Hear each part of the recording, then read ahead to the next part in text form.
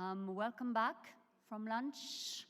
Could you all be seated as soon as possible so that we do not add to the time that we have already lost this morning? Thank you very much. I can see that some people are still coming. All right, so welcome back to this. We're now starting our parallel sessions for the afternoon. That will be followed by plenaries afterwards.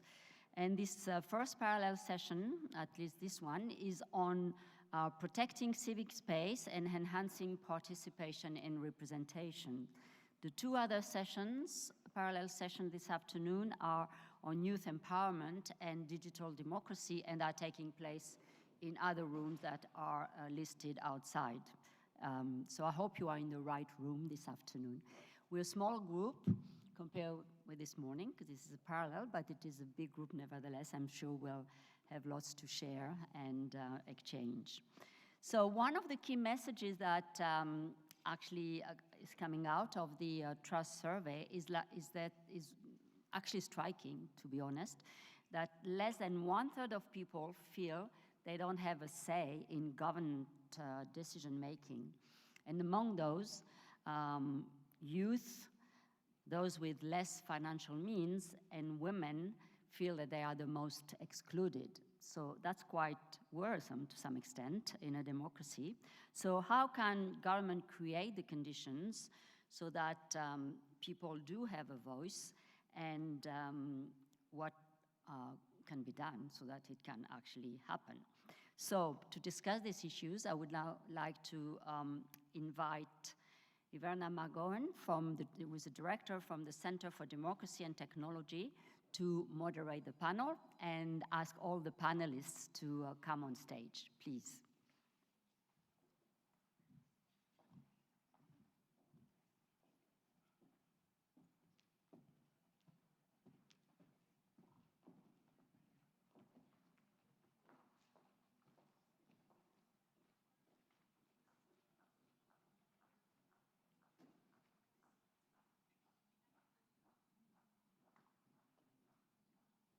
Thank you very much.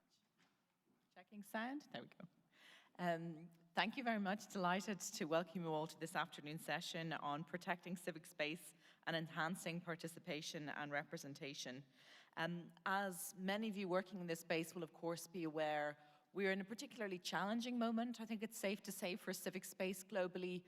We have seen backsliding of democratic principles, shrinking civic space for civil society and human rights defenders globally, and I would say attacks on the rule of law in different ways.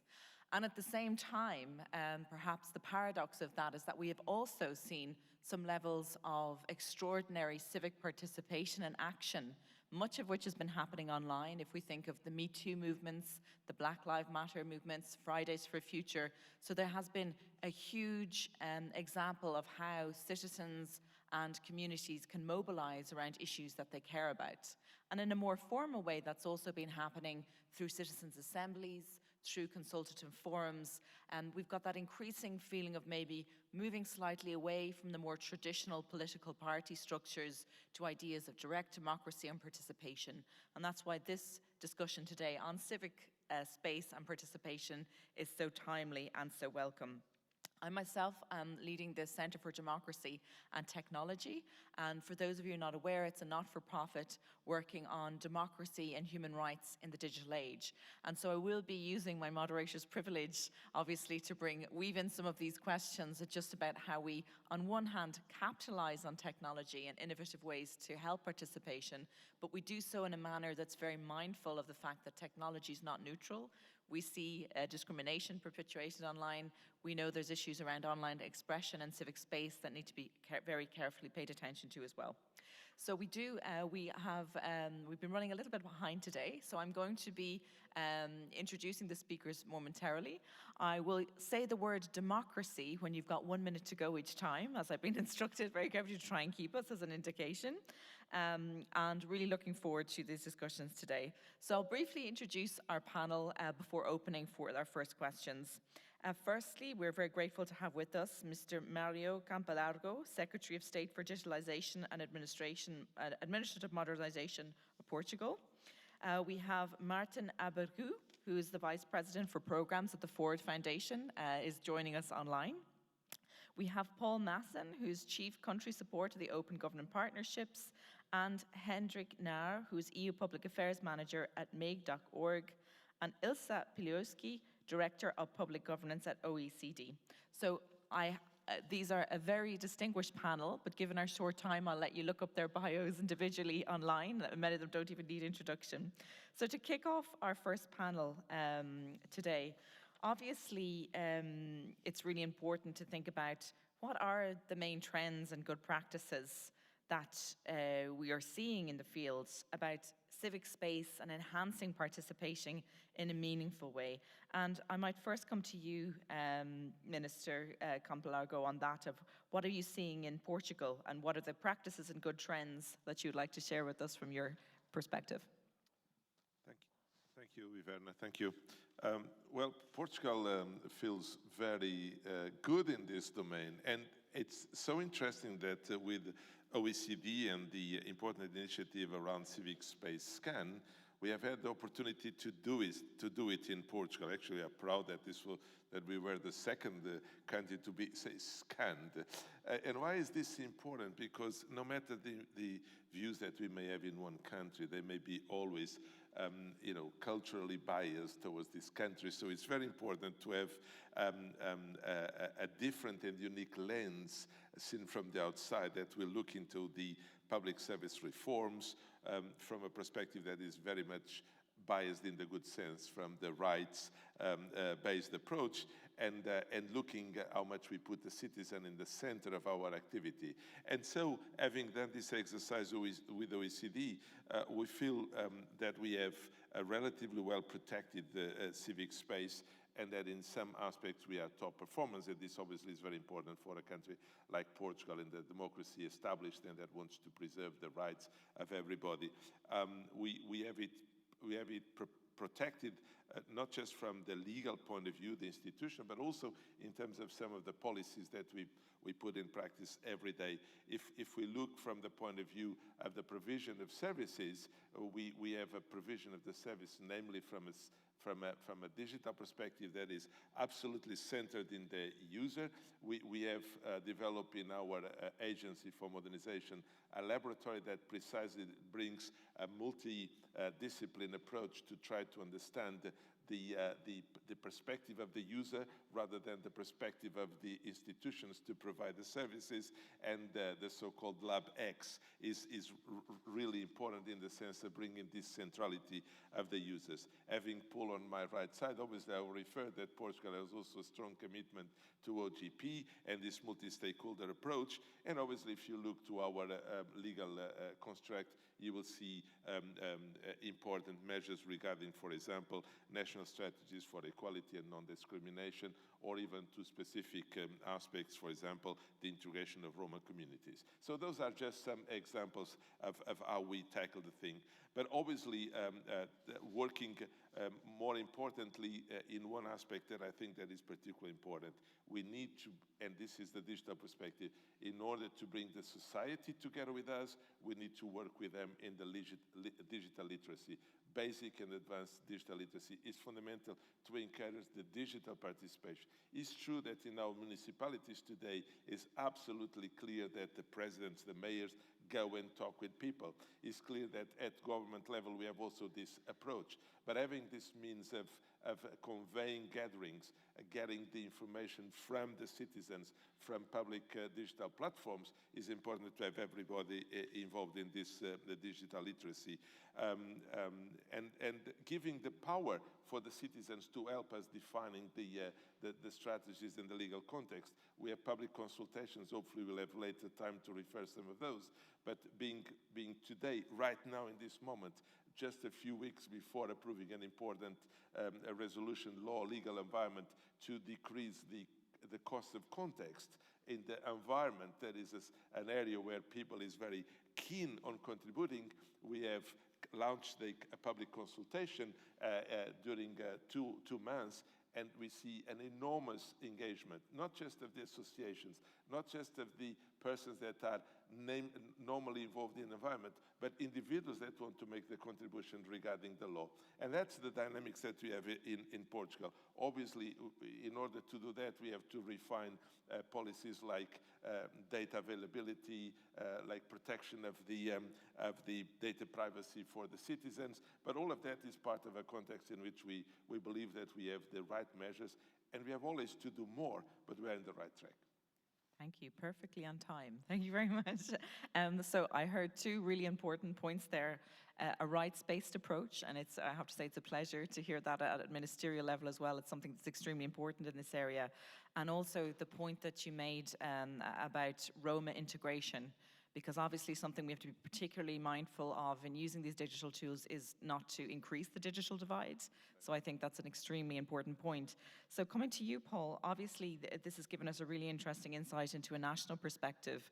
You're working at the global level, so really interested to hear the trends that you're seeing in positive measures in that respect. Thanks. Let me share four of them. But first, let me thank the OECD. I think the work that the OECD is doing with their trust surveys and their civic space scans for a platform like OGP is really important. It gives reforms and reformers a hook at country level to tackle some of these very tricky issues. Without public participation in civic space, obviously you cannot open government, right? So for us, these are two critical elements.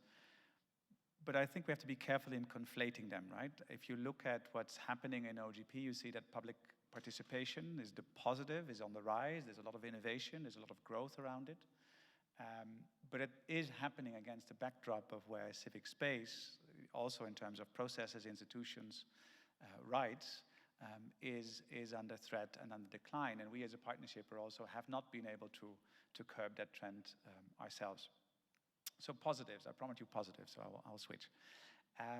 The first one is, I think after 10 years of OGP, we can say one thing very clearly and loudly, which is if you work with civil society properly, you get more ambitious, better designed reforms, and you get better early results. Our data after 10 years across 77 countries, more than 4,000 commitments, very clearly says that. And I think that's an important one for anyone who still doubts if participation is just an add-on of extra work. It's not. It actually pays off. And some countries, luckily, also using that to address civic space issues. For example, in Nigeria, I'm not sure if you remember, but 2 years ago, there were the riots against the police violence. Civil society and government used the OGP platform to come together and think through how police violence could be curbed and how oversight of police could be strengthened. The fact that there was an existing process of collaboration and dialogue meant that there was enough trust to tackle also something that difficult, like violence of the police. Secondly, I think the actual OGP process at the national level creates very often opportunities in tricky civic space situations like Nigeria, but also like day-to-day policy making. And sometimes you need the expertise and the buy-in from stakeholders, even if you technically don't need to involve them. So Latvia, for example, created a whistleblower law, which is always a tricky law to come into place in any country, and very clearly designed it in an interagency, but also with external stakeholders from the private sector and civil society to not just create the law, which is, you can almost copy-paste it, but to actually get the buy-in from society for it. So there's a positive trend of participation that pays off. The second one is we see that it's the strongest approach and value that countries use when they open up government. In the early days of OGP, many of the commitments were around transparency, opening up government-held information. That is still a big one, and it's getting stronger in how governments open up information and what people can do with it. But the big trend clearly on our side is that participation, either as a standalone commitment or as an integrated commitment for countries that want to work on corruption or service delivery or justice reforms, etc. Very often nowadays there's an element of participation in there, and not just of creating the opportunity to participate, but actually also the opportunity of governments to listen. So that's a second positive trend where you see participation in thematic areas come through more than as just sort of a standard approach. Two quick ones. I see you want to say the word democracy. I could tell it. So there's a lot of innovation around it. One shout out on that, I think, is on Finland, who used the outcomes of the OECD recommendation on how to improve trust to strengthen their national dialogues. They have an approach of, on the important topics, actually going out there and talk to citizens, not just civil society, but citizens. They've done it around the lockdown, they're doing it, or they've done it around defending democracy and what that could look like, and I think that's a very important innovation. Thirdly, we see, we see commitments moving from participation in this sort of the tick-the-box type approach to actually governments understanding that if you participate, if you create opportunities for participation, you also have to listen and respond. So that's clearly a trend. Again, in Kaduna, the governor realized at some point that there was so much going wrong with government funding projects, and he had no clue how to get a grip on it. And he turned to the citizens to become the eyes and ears for him, to help him. And he committed in return, if citizens told him that a project wasn't being delivered or not delivered rightly, he promised to respond. What happened is that much more projects got delivered and at higher quality. So it was a win-win. And finally, and I'll stop there, is there's a tremendous wave and opportunity of participation at the local level. The proximity of government and citizens at the local level makes that a really important place to build trust, to create opportunities for public participation, but also to strengthen the rights. I'll stop there. Thank you, Paul. And just to, I think a message that comes out strongly there as well, that we talk about the importance of participation, but also how useful that formalizing somehow those structures for participation helps build relationships and trust over time. And indeed, we're working together at EU level, OGP, on the Digital Services Act implementation that we were talking about this morning on the first panel, because there again, meaningful participation across the region in Europe will be key to protecting rights and democracies in practice. Martin, over to you online. Obviously, there is this emphasis in many countries of greater representation and participation.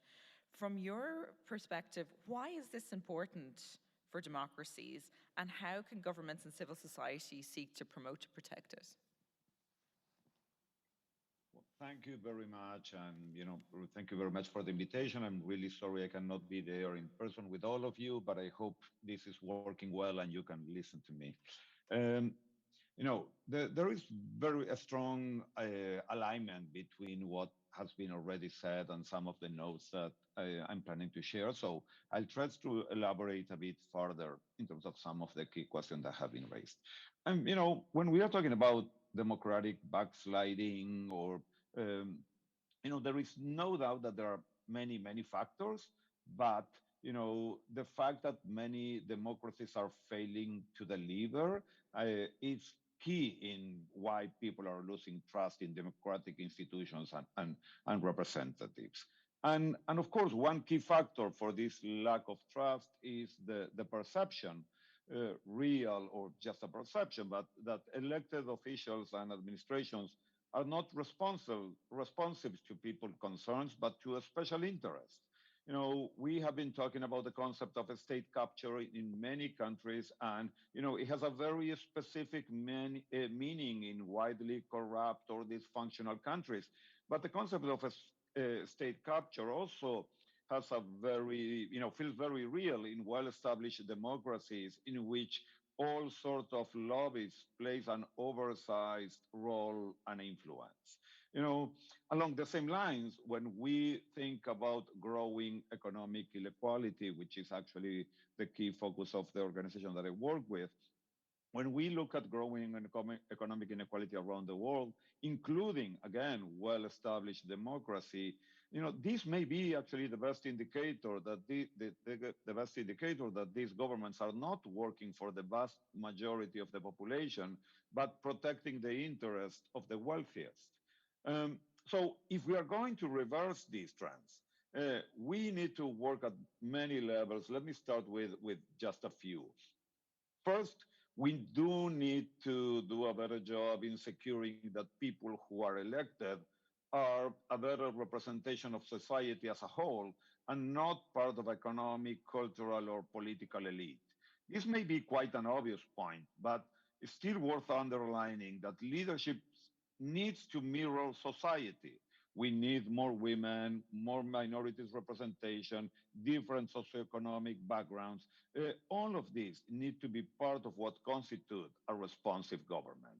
You know, of course, this is an electoral system issue, but it's also about more complex socioeconomic issues that interfere with the election of ordinary people. A second point that I would make, and this is very much aligned with what has been said before, is that we need to ensure that we protect and strengthen other means of participation for ordinary people, civil society and social movements.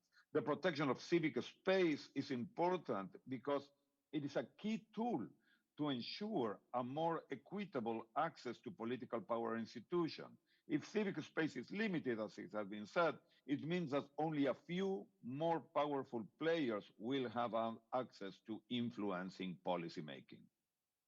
You know, as we seek to address wealth inequality, there is also a need to put in place redistributive economic policies. But I see that actually as a natural result of having more representative and responsive governments. In this sense, the growing wealth gap is as much a political problem as an economic challenge. My last point in this moment is that in these conversations about rebuilding trust, we spend a lot of time talking about politics and politicians, but we do not spend enough time understanding how people expectations have changed, how the last 40 years of a very specific form of capitalism have dramatically reshaped our societies. Yeah, and that's why one of the reasons why I think that a lot of the work that the OECD is actually doing in capturing those expectations is critically important. It's not only that geopolitics or information technologies have changed in the last 2 decades. People demands today are very different what they used to, and we need to do a better job of unpacking their expectations about 21st century inclusive and responsive governments if we are going to be able to confront these trends that we are describing here. Let me stop here and we can continue the conversation. Thank you. Thank you very much. And indeed, I think that point of having representatives that reflect society is a really important one. And I mean, particularly when we think alone of the representation of women in parliaments, it's kind of shocking in this day and age of where we are, and that never mind going into the more socio-economic representation and other factors as well. So Hendrik, if I can maybe come to you on this point, because this is relating a little bit to how do we reach out to broader sections of society. And I know with the work that you're doing that you're developing mechanisms of public consultations using different digital tools. So in your view, what has been the benefit of that broader outreach of public consultations? Yeah, thank you. And indeed, I was also going over the thoughts that I came up with ahead of the panel, and many things were already echoed before, so I'm kind of following up on what Martin said. Indeed, the great benefit in it is really to create a link between government, administration, policymakers, and citizens, even between elections, because often we think in these 4-year, 5-year election cycles, but everything that happens between is often not as much embraced as it could be. And within this momentum of creating a better link, there is 2 points I think that are crucial when it comes to the benefits, which is the one, nurturing the process, feeding in new ideas, so enhancing more participation. And the second point is appropriation of a wider group of people in the lawmaking process and also in the ultimate outcome of legislation, which also feeds into the element of trust that, of course, we were hearing earlier today about. Talking about the first point, nurturing the process, enabling more diverse ideas to come in, more colorful ideas to come in this process, of course, has the imperative to also have a diverse set of people joining this process, and this is exactly what Martin also referred to. So if we don't have a diverse group of people joining consultations, we cannot ensure that the legitimacy is actually there, that we can say, okay, we here open up to a bigger audience that is then allowed to fit into this process. And in this light, I think it's also important to distinguish between consulting organized interests. So also the example of Portugal was very interesting to hear, because there we had organized interests as well as citizens jumping on the consultation and feeding in. So organized interests on the one hand, but also people that may have not engaged in these topics and this process on the other hand, but they still have a stake in it, obviously, and have a valid contribution to make in this regard. So first point, nurturing the process with a diverse set of actors. And the second point, appropriation, refers to more to the scale of the people that we get on board, because of course it's good if it's diverse, the people that you're consulting and like engaged in this process, but if we don't manage to get it to a large scale and keep it quite low, we will not enable the big public debate about it that is actually needed in order to have a wide group of people appropriating this process, and then with this also the outcome, which then ultimately also hires the level of trust in the process as well as in the outcome, because it was not some elected people that made this law, but actually was made together between citizens in the first place, and then administrations and elected officials in the second place. And I think this feeds in very well with what was said before, giving the example of the Latvian process on the whistleblower law, because then you had this buy-in into the outcome of the process because of a larger consultation before. And building on this, the civic space is needed to enable exactly these conversations and these consultations, right? So enable the diverse process as well as the big process, that we come to a democratic and constructive and civil way to explore our ideas and to raise our ideas in a good manner. And this is exactly, as you said before, where we came from when we started our initiative on building a platform that can enable that. Perfect. Thank you so much. And indeed, there is that, I mean, obviously the great advantage is the outreach that these innovative tools can give us. And I think we also then need to be mindful of the issues that, as you mentioned as well, and had been mentioned earlier, about privacy, security, and all these other topics, given sometimes the sensitivity of political views and other things being disclosed through that. So obviously, politicians are extremely interested in what citizens are thinking in the run-up to an election, because that's a strategic thing to do, of course, because it's winning hearts and minds to do that. But then sometimes the challenge has been what happens between those electoral moments. What about the promises of campaign? How are they translated meaningful? And how do we keep citizens and others engaged throughout the process? And Elsa, I wanted to come to you on that question, because I know with the oversight the OECD has, how have you seen, what ways are citizens in the OECD countries becoming involved in governance and participation in those moments in between elections? Well, thank you very much, Iverna.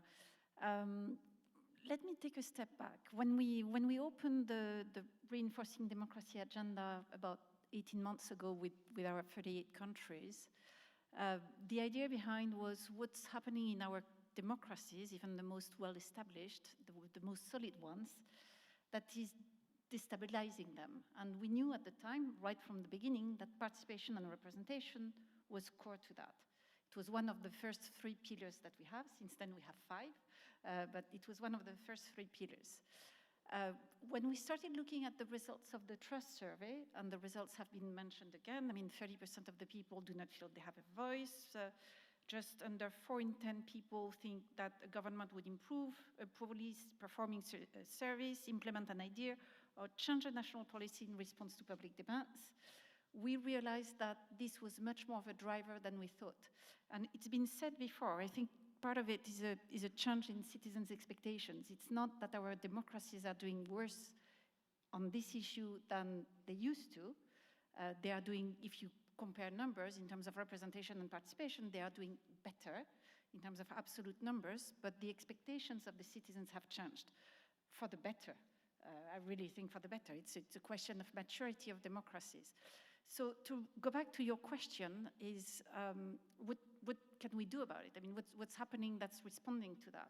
So of course, now we have the digital tools, digital platforms, we have networks that allow significant citizen participation, and we have a few concrete examples. We have the recent conference on the future of Europe that gathered 700,000 participants to share ideas on what they expect from the European Union. So that was an incredible example. We have examples from Finland on reforming its Climate Act, with also very active citizen participation, including a specific focus on youth, but also on the indigenous Sami population. We have other very well-known examples. For example, from Spain is Decidim, which is very well known, which was first developed by Barcelona City Council and has been used now in more than 30 countries worldwide. And we also have, you have mentioned it in your introduction, a growing trend towards citizens' assemblies and deliberative processes. Ireland has delivered some of the most well-known examples of citizens' assemblies on abortion, aging populations, climate change. It's quite amazing. France is also had a recent example on the Convention citoyenne pour le climat, which was also a large experiment as well. We also have many participatory budgeting experiences, and Portugal has done the very first nationwide participatory budget in the world, but it's also happening at local level in cities such as Paris, Seoul, Mexico City, Tartu, Glasgow, and many more. So there are many experiences like that. Now the difficulty or the challenge is actually to be able to embed these processes into representative democracy. And that's the learning that we have to go through as democratic countries. It will take time. It's not going to happen in 1 year, 2 years. It's probably going to take at least a decade to be able to find the right balance and to find the institutional solutions. Many things will be seen as failures, are difficult to deal with, especially from the executive power. But this is clearly the trend, and we need to move and work towards that. Thank you so much. As you can probably tell by the lilt of my accent, I am Irish, and so I can't resist commenting. It links a little bit to something that Martin had said online, because on the Citizens' Assembly around sexual reproductive health rights and the repeal of the Eighth Amendment, what I found striking was, I think that actually the population had already moved forward, but because of that mismatch of less women in Parliament, less cross-sections of society, there was a disconnect with what the political class really and citizens, and that was one of the successes of that assembly that actually even unlocked it politically when it became a realization that society had moved forward in realizing those sexual reproductive health rights. So that's a very positive note to the first part of our panel today. So in round 2 questions, and Paul, I'd like to come to you here again. We've talked here that we've seen a surge of positive participation, innovative tools, trends that are positive in different OECD countries and elsewhere. And at the same time, and you've mentioned it a little before, we know that there are challenges, and specifically with civic space, both in Europe and globally. Just speaking from here, could you speak a little bit to that in OGP countries and what you're observing? Thanks, yeah, and I really liked sort of how, let me say that first, how the answers of the first round sort of came together, right? Like the importance of the representative democracy, let's not throw it away, but strengthen it with all this innovation and ideas about, participation, democracy, engagement between elections. And I think there's something really powerful in there, where Elsa left us off with saying, like, how can we embed it, and with that get a very strong new form of democracy. So interestingly, if you look at OGP, so we have 77 national members, you would think, okay, those are the leading ones globally when it comes to open government, so probably also civic space. Actually, it's not. If you look at the last decade, out of the 77, only six did not decline. 3 improved, 3 stagnated, all the others declined on their civil liberties scores in all the international indices. And I think that says something about the trend of the world in a way, right? We have in the partnership also 5 members currently that do not pass our own value check, which is a measure of can civil society enter, exit, and operate in a society, in public life. I think that's a very serious warning as well. Now, why is that? I think there's it's interesting to sort of see that for countries it's much more difficult to use a voluntary platform like OGP to make commitments on civic space, not participation. Participation they do, but on civic space, than it is, for example, on anti-corruption. And I think there's a couple of reasons that are external and a couple of reasons that are internal in a way to us as a community where we can do better.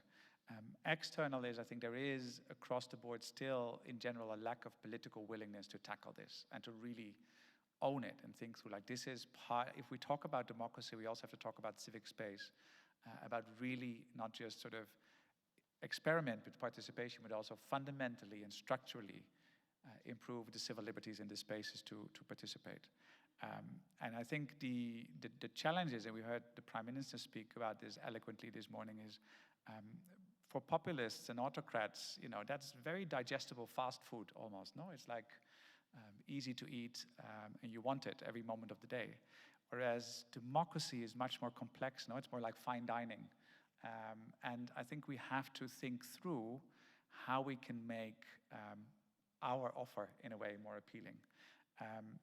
And I think we can try to learn from populists and autocrats what they do right, not right, fully right, but you know what I mean, in how they talk about certain things. I think with civic space, one of the things which we see inside OGP is that where civil society and where political leaders are able to translate the principal right of civic space into a practical good and figure out why it is important to improve the space for civil society to participate, why you want participation around anti-corruption or around the extractive industry, why it is important to open up and create opportunities for citizens to respond around climate change and shaping climate change programs.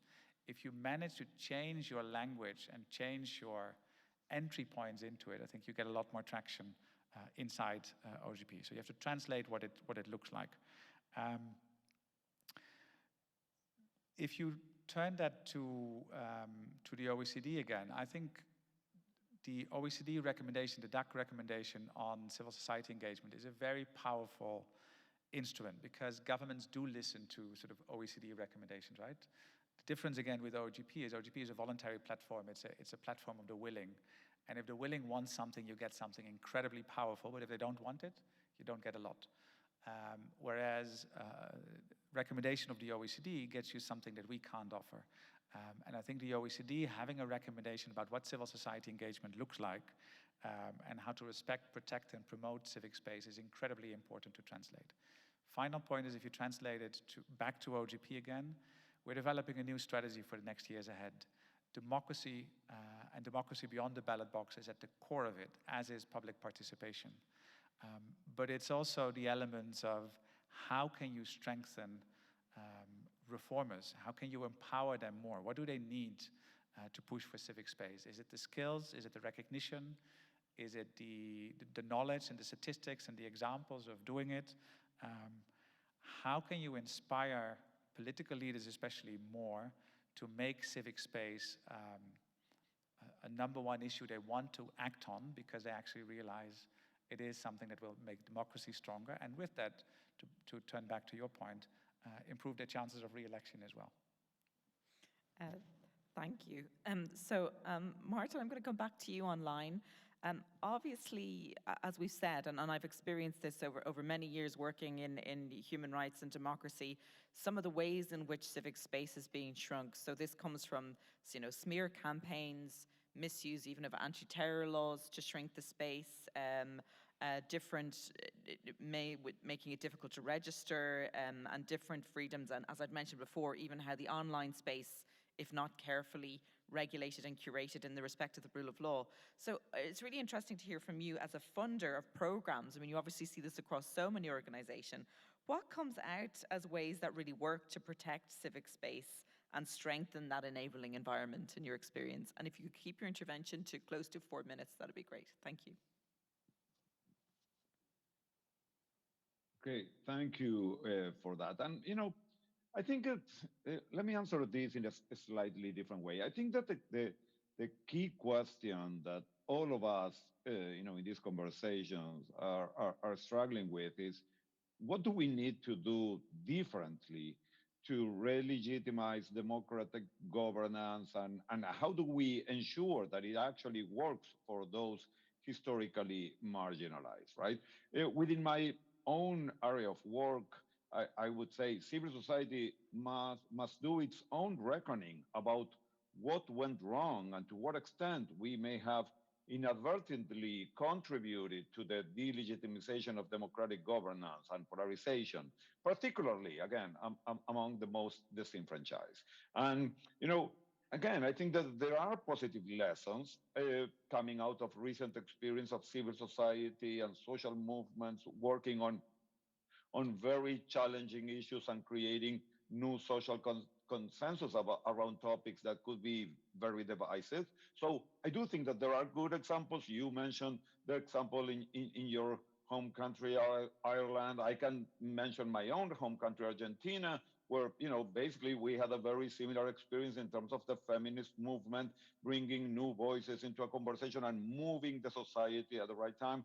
I think that there are other examples related to indigenous peoples that are also interesting in terms of how you can institutionalize participation in a way that really creates the space for participation and creates the space for the re-legitimation of participation in the way that we are discussing. But I do think that, these examples are not always the rule.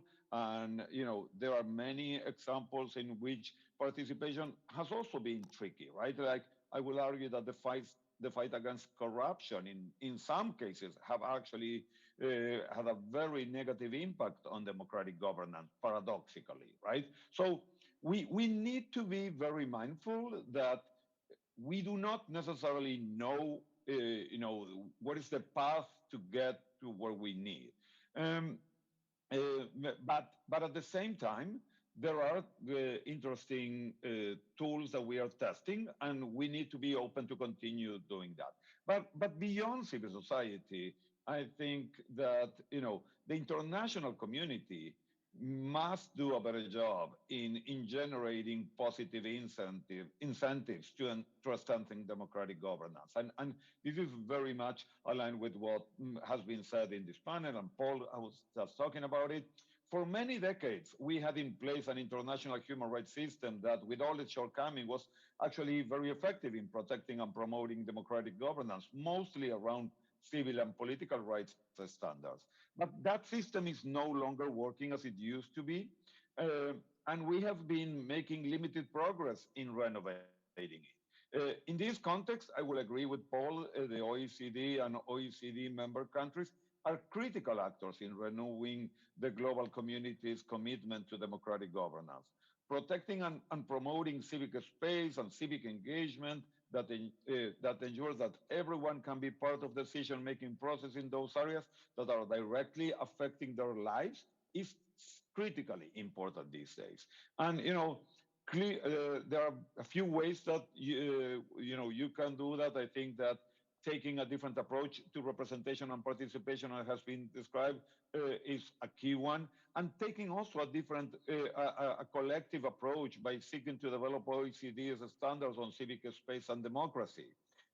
The fact that many OECD countries are themselves facing unprecedented challenges in terms of democratic governments related to demographic changes, migration, polarization, online hate, harassment of excluding people, make inequality. I think that all this makes it more critical than ever that these countries focus on this and actually sets a stronger example along the lines that we need. I do want to wrap it up saying that standing up for democracy today may look different than it used to, right? It may not be that right now, it may not be about naming and shaming, but about peer-to-peer accountability. I think that peer-to-peer accountability is central in a moment like this. Setting clear standards, as I mentioned, also very important, related to expectations or around civic space, fair election, misinformation, privacy. And this is why, institutions like OECD have a critical role to play, and all of us can certainly work together, to ensure that we reimagine what the international community needs to do if we are going to make a difference in these extremely challenging moments. Thank you. Thank you. So a really interesting idea to moving from naming and shaming to I guess, a bit of peer pressure and peer accountability. Elsa, on that note, when OECD governments are working together, what do you think they can do to encourage each other, or in practical terms, to protect civic space and an enabling environment? Well, thank you again for this important question. But let me go back to what was just said, because I think there were words that were very important in what was just said. First, the idea of re-legitimizing democratic governance. I think we're at that time of history. So that means indeed that the tools that we had to maintain and make sure that democracies were standing on their feet are probably not enough anymore, or they may be different. And one of the things that is important regarding civic space is that we all thought, we thought democracy was stable, at least in our advanced countries, in the same way we felt that civic space was protected, even if, civil society was always a reminder of the limitations that existed anyway. It's still a constant fight. But today, with the closing of the civic space, what I personally think is happening is that governments today should own the civic space issues. They should be the ones also taking that agenda forward, not only civil society anymore. It's not sufficient anymore. So one of the things that we are doing at the OECD, and I see my colleague there, Alessandro, Bellantoni, who's leading that work, we will be publishing a first OECD report on the protection and promotion of civic space, which is called Strengthening Alignment also with the international standards and guidance. So of course, there are many, many reports on civic space being published by civil society, on which we draw quite significantly. But this is also a report that will have government data and that will be government-owned. So this is a first for us. It's a big advancement, and we're really happy with that. And we do document, like our civil society actors, crackdowns on peaceful assembly, harassment against journalists and media, restrictive laws governing civil society, limitations on media, freedom of expression, access to information, including in some OECD countries.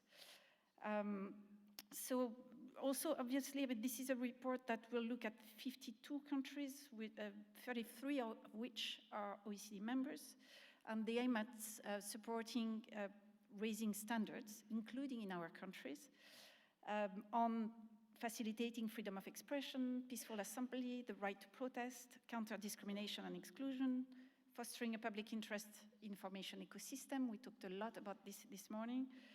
Safeguard, obviously, and protect human rights defenders, journalists, whistleblowers, and other groups, and also create an environment in which CSOs can operate, flourish, and contribute to society, protect civic space domestically and in partner countries, and engage citizens in decision-making. A lot of our countries already have strategies to support their CSO sectors, about half of our countries. We hope to move to 100%, obviously. But this is how we aim to continue, is by getting the data, getting them owned by government, and so that governments can move ahead jointly.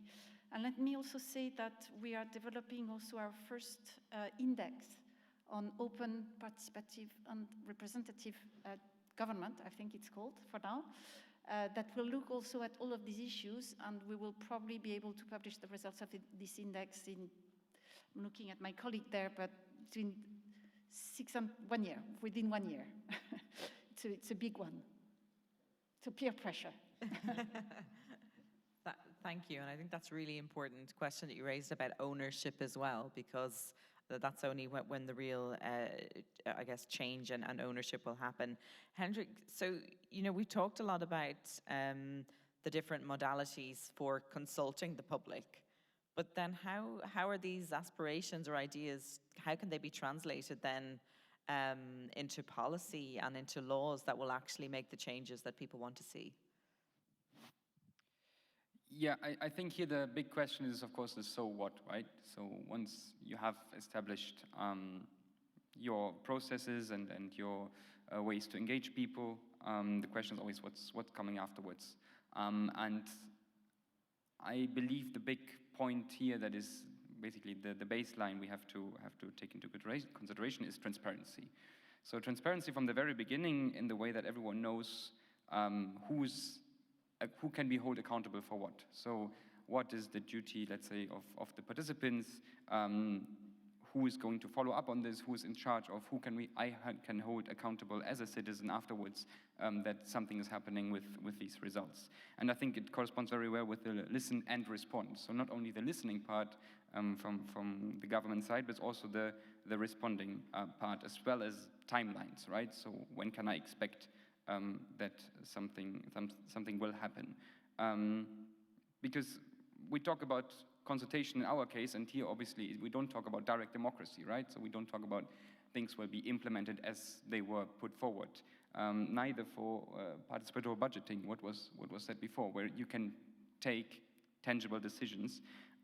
We talk about widening the pool of ideas, about diversifying the ideas that are in the room, and opening exactly the civic space in which then we can be discussed. And if this is clearly said from the very beginning, this process, the accountability, then it is more of a natural transition that we come to the implementation phase, because everyone knows what is my job in this whole process.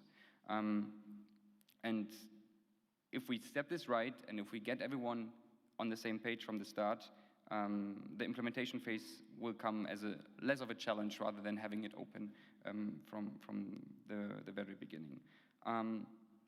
So yeah, being sufficiently transparent, having the citizens to know what is their role in it, the administrations as well as the policymakers, I think is the key part, as well as having a solid analysis, obviously, of the outcomes to make them tangible and to make them translatable into law, ultimately. Thank you. So now, coming back to the Minister, we've all said things that governments should be doing. We've outlined how difficult it is to do all of that. It'd be really interesting to hear from you, actually, in this area, actually having the power of being a minister, what are the challenges you see to some of these ideas that have been thrown out there, and how are you navigating them and succeeding in different ways in your view in Portugal? I think that this is the topics where the more you do, the more you need to do.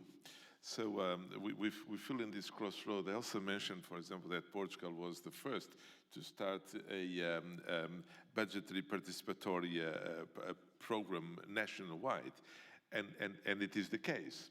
The challenge that comes next is how do you implement the expectations, or how do you go from a local dimension where a participatory budget has a direct impact in the life of the people to a national-wide?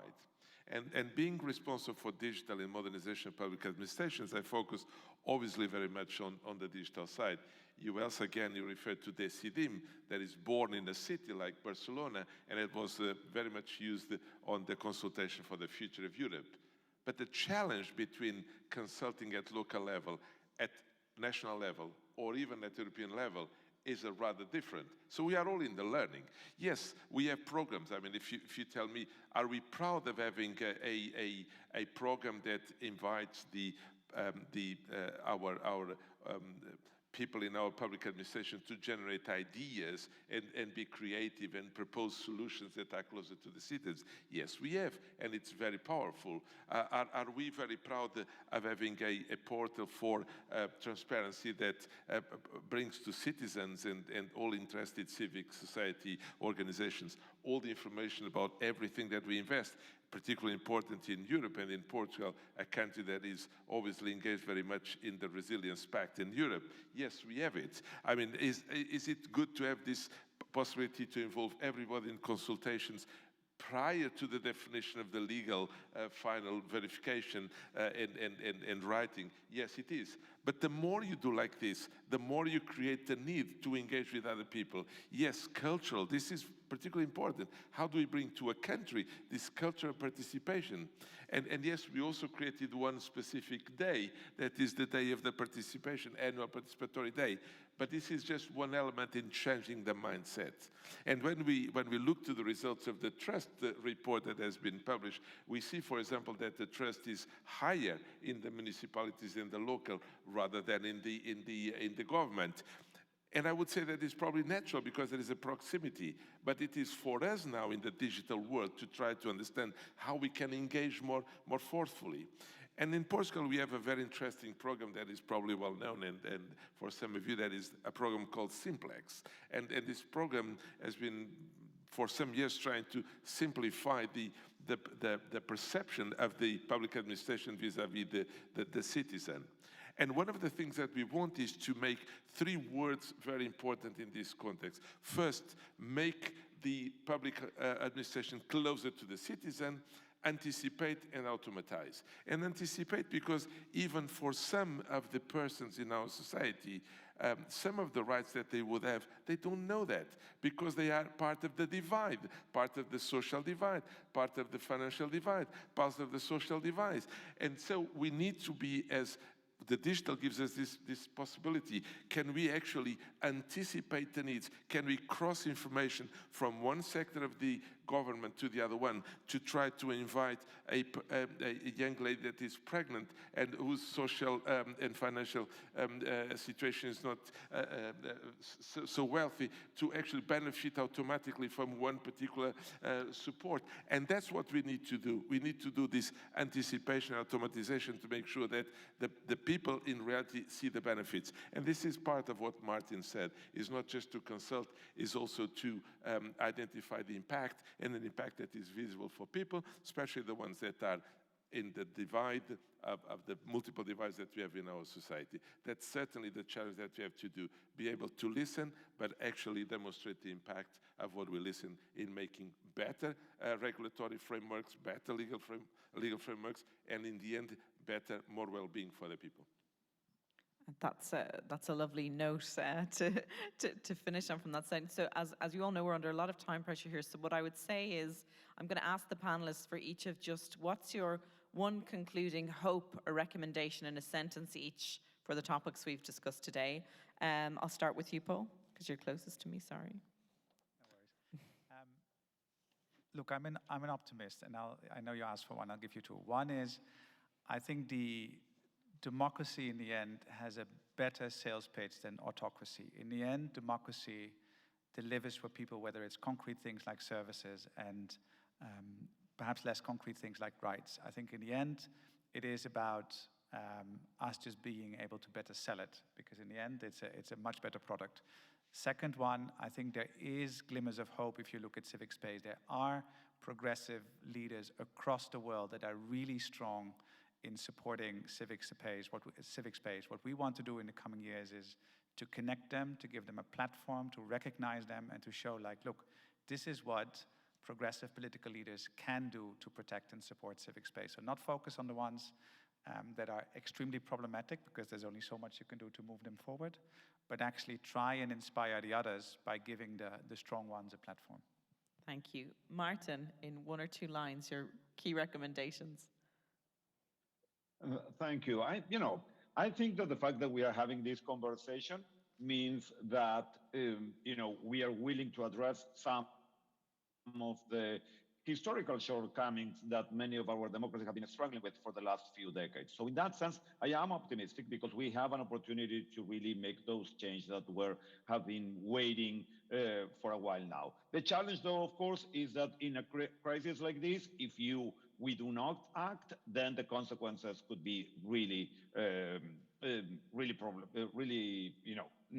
negative or have very problematic results. So in that sense, I am optimistic because we are willing to address these challenges, but we definitely need to get serious about this. Thank you. Hendrik? Yeah, I think my main, especially optimistic takeaway is that we make participation between election cycles the default and not the exception, and that we manage to institutionalize all those great ideas and solutions that are out there in the long term in democratic thinking and democratic acting as well. Elsa? I could make mine any of the final sentences of the other speakers, but I would say, in addition to those, that I really hope that very soon, protecting civic space is something that we all have to do every day, on an everyday basis, whether we're individuals, whether we're civil society organizations, whether we're governments, whether we're businesses. This is a constant fight. Today we're seeing two different trends. One is deepening somehow participation and at the same time closing of the civic space, as was already mentioned. And my hope is that we're able to take those two together and own the complete story as governments or as the OECD for us. And to the Minister. Well, yes, I could also subscribe a lot of the comments of my colleagues here, but I would say that citizens are actually at the beginning and at the end of the democratic process. Digital brings a lot of opportunities and risks, and I think that we are not too many to reinvent a future that will bring a digital democracy to our countries. Thank you. Thank you so much. So I'm just going to very briefly say that there's a couple of themes that I've heard coming out today. One is that, which is I think very powerful, that actually civic participation and civic space is in the interest of having, successful countries, good acting government, and that's a really important point. That the quality of those relationships, both in proximity and even in formalization, is an extremely important point as well that's come out consistently. More women, because we've seen in the places where it's succeeded in a number of different ways in citizen assemblies that feminist movements and women have been involved as well. And also I think that how we move beyond some of the traditional accountability frameworks actually more into spaces of peer accountability, modernization, etc. And maybe a final point would be that, as always, a lot of the technological innovations really provide us new opportunities to reach communities, but we need to be really mindful not to exacerbate existing divisions in society. And we also need to be very careful that we manage the risks with human rights protections and rule of law, not to counterintuitively do that. So it's been such a really fruitful discussion. Thank you so much for bearing with me and keeping as close as we could to time today. It's been an excellent discussion, and looking forward to the rest of the conference. Thank you all.